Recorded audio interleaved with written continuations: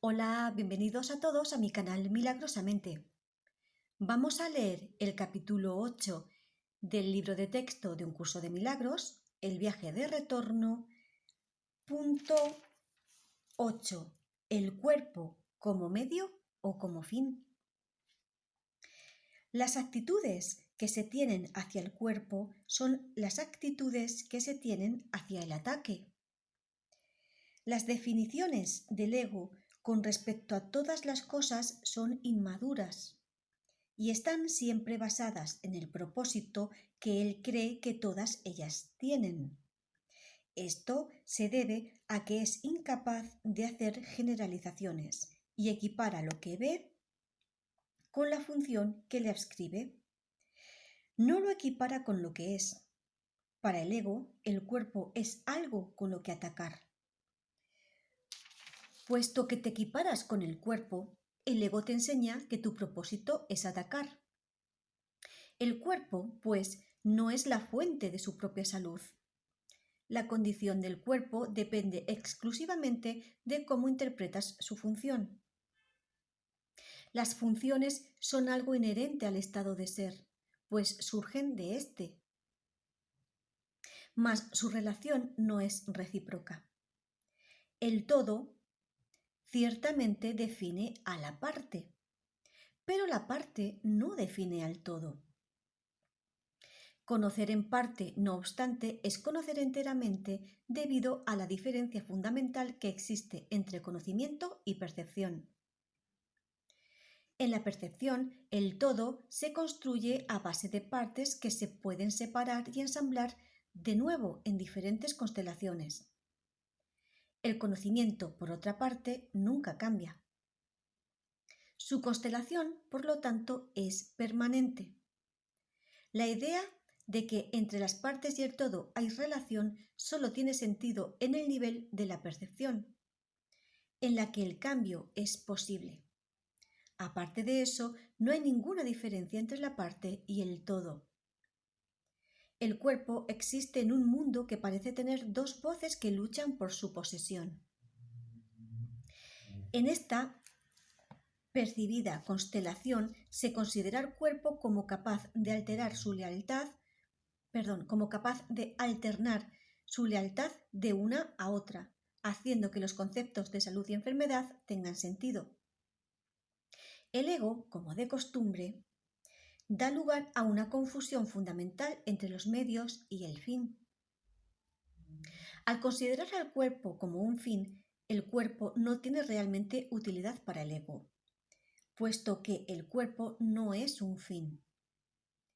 Debes haber notado una descollante característica en todo fin que el ego haya aceptado como propio. Cuando lo alcanzas, te deja insatisfecho. Por eso es por lo que el ego se ve forzado a cambiar incesantemente de un objetivo a otro, para que sigas abrigando la esperanza de que todavía te puede ofrecer algo. Ha sido muy difícil superar la creencia del ego de que el cuerpo es un fin, porque esta idea es análoga a la creencia de que el ataque es un fin. El ego tiene un marcado interés por la enfermedad. Si estás enfermo, ¿cómo podrías refutar su firme creencia de que no eres invulnerable?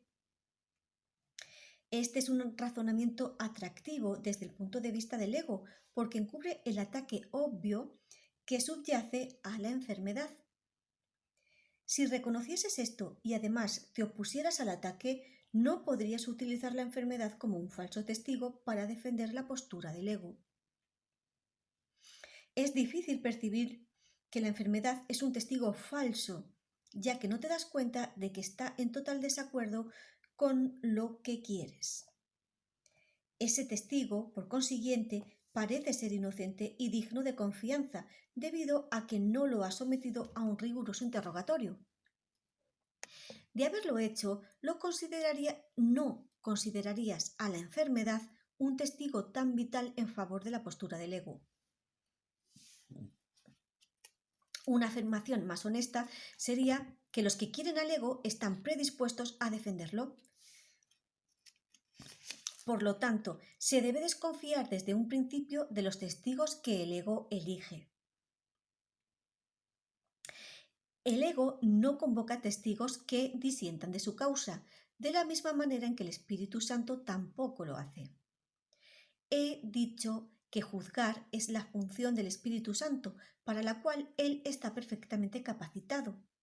Mas cuando el ego actúa como juez, hace todo menos juzgar imparcialmente.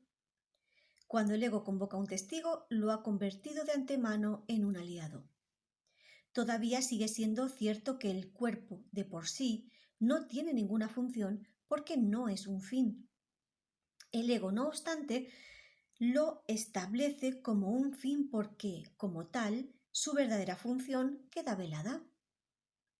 Este es el propósito de todo lo que el ego hace. Su único objetivo es hacer que se pierda de vista la función de todo. Un cuerpo enfermo no tiene sentido. No puede tener sentido porque la enfermedad no es el propósito del cuerpo. La enfermedad tendría sentido solo si las dos premisas básicas en las que se basa la interpretación que el ego hace del cuerpo fuesen ciertas: que el propósito del cuerpo es atacar y que tú eres un cuerpo. Sin estas dos premisas, la enfermedad es inconcebible.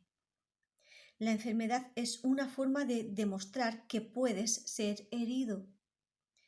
Da testimonio de tu fragilidad, de tu vulnerabilidad y de tu extrema necesidad de depender de dirección externa.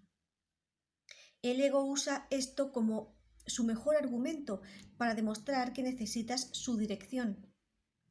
Impone un sinfín de reglas para que se eviten funestos desenlaces.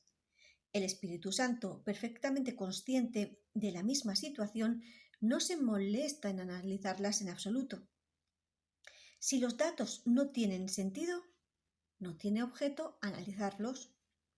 La función de la verdad es recopilar información que sea verdadera.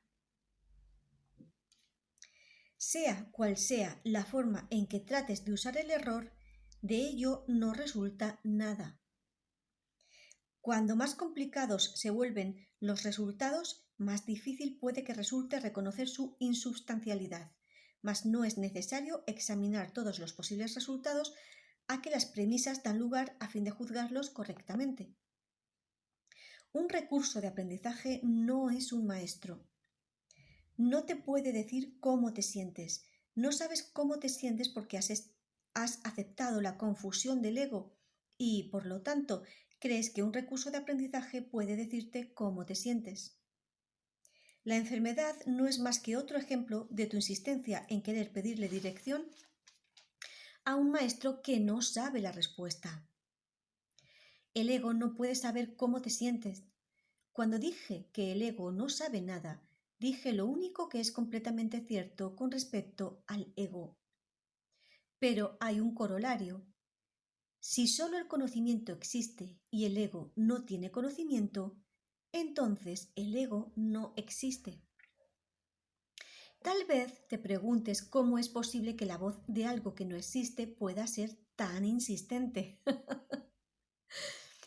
¿Has pensado alguna vez en el poder de distorsión que tiene lo que deseas, aun cuando no es real? Son muchos los casos que demuestran cómo lo que deseas distorsiona tu percepción. Nadie puede dudar de la pericia del ego para presentar casos falsos. Ni nadie puede dudar tampoco de que estás dispuesto a escucharle hasta que decidas no aceptar nada excepto la verdad. Cuando dejes de lado al ego, éste desaparecerá. La voz del Espíritu Santo es tan potente como la buena voluntad que tengas de escucharla. No puede ser más potente sin que viole tu libertad de decisión, que el Espíritu Santo intenta restaurar, no menoscabar.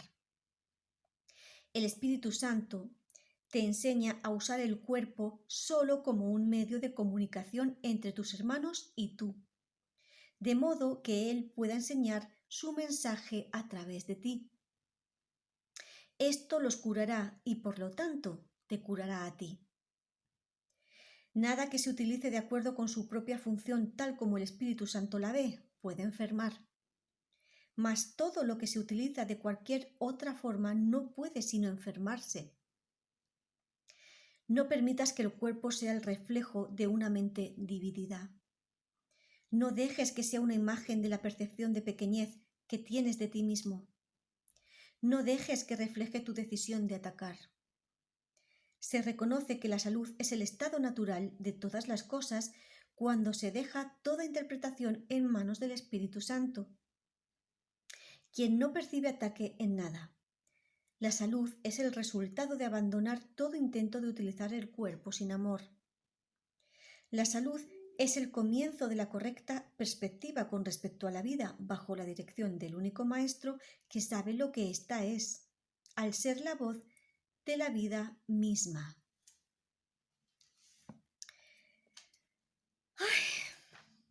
Este apartado dice cosas muy bonitas y muy interesantes como todo el curso de milagros.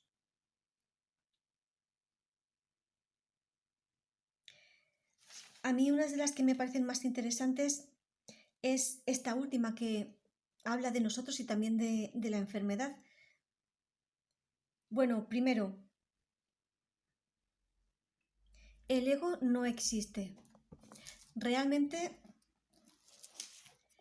creo sinceramente ahora más que nunca que es cierto.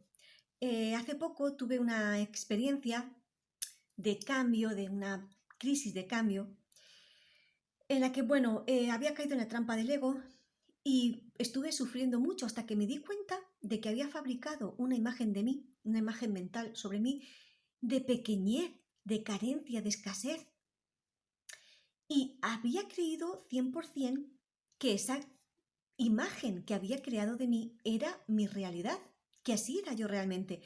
Pero yo no sé cómo, por un momento fue como si mi mente se expandiera y aquí en una parte de por aquí cerca vi como un pequeño punto que era una creencia y esa creencia era mi ego. Era una creencia translúcida, no real, no es real, solo es una creencia que está alojada en el hemisferio, al menos en mi caso, en mi hemisferio derecho del cerebro, que es el hemisferio creador.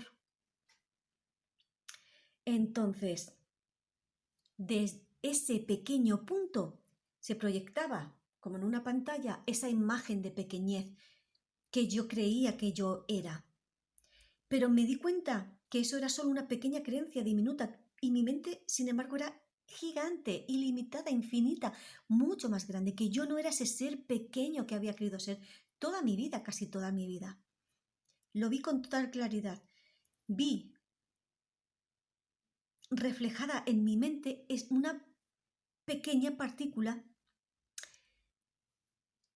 que sustentaba esa creencia en la separación de Dios que llamamos ego y que da lugar a todas las creencias que se derivan de esa creencia de la separación de Dios. Muerte, enfermedad, pobreza, separación, miedo, dolor, sufrimiento, sacrificio, etcétera, etcétera, etcétera.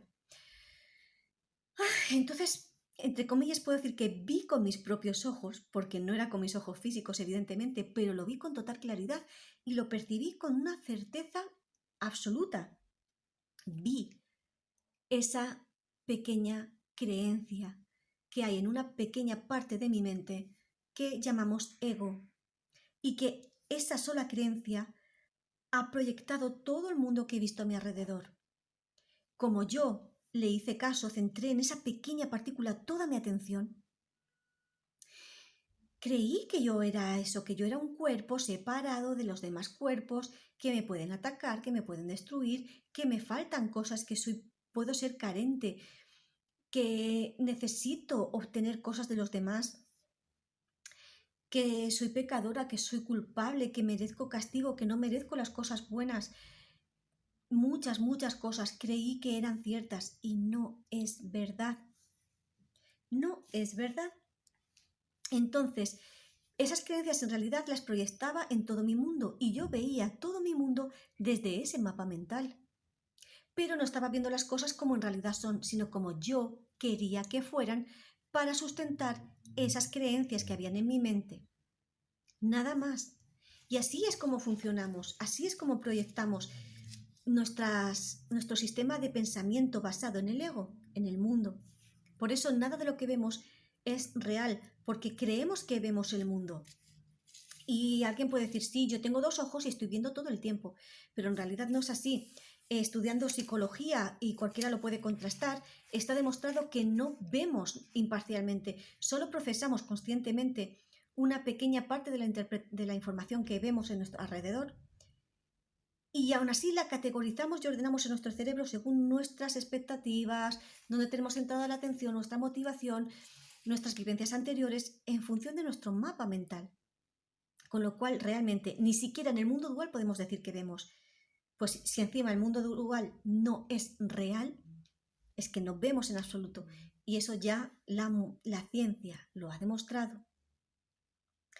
Por tanto, está claro que distorsionamos la realidad y la percibimos como queremos que sea, no como en realidad es. Entonces, partiendo de todo esto, cuando creemos que somos un cuerpo y este cuerpo que hemos proyectado para vivir esta experiencia humana, lo vemos con los ojos del ego, es que nosotros somos solo un cuerpo. Cuando este cuerpo muera, nosotros desaparecemos. Es que me pueden matar, es que me pueden herir, me pueden hacer cosas, me pueden hacer daño. Me pueden quitar los alimentos que yo tenga para alimentar este cuerpo. Y si yo le doy un alimento o un dinero o algún bien a otra persona, yo ya no lo tengo y estoy en pobreza y entonces estoy en peligro. Y yo sola, por mí sola, no soy feliz. Necesito encontrar a otra persona a la que le voy a dar cosas como tiempo, compañía, sexo, lo que sea. Le voy a dar cosas para que esa persona me dé a mí lo que yo creo que necesito, que es amor, compañía, para sentirme completa, porque yo por mí misma no lo soy. Esa es la visión del cuerpo, acorde con el sistema de pensamiento del ego. Entonces, ahí lo que impera es el miedo, porque te pueden destruir, te pueden atacar, te pueden privar de cosas. El miedo. Y para que no me ocurra todo eso, debo de atacar. Percibo ataque en los demás y yo ataco. Y uso el cuerpo para eso. Pero esa no es mi verdadera función y refleja una mente que está en conflicto porque está viendo algo que en realidad no está ahí y una parte de la mente lo sabe. Con lo cual en mi mente hay conflicto y ese conflicto se refleja en el cuerpo y el cuerpo enferma. Por lo tanto, la única manera de curar es la mente. La curación está en la mente. Hay que acabar con el conflicto mental, recordarle a la mente la verdad de lo que somos. Entonces la mente sana y el cuerpo le sigue, sencillamente. Y como siempre dice, pues nos recuerda que el ego nunca nos va a dar respuestas porque no las tiene, simplemente porque no es real.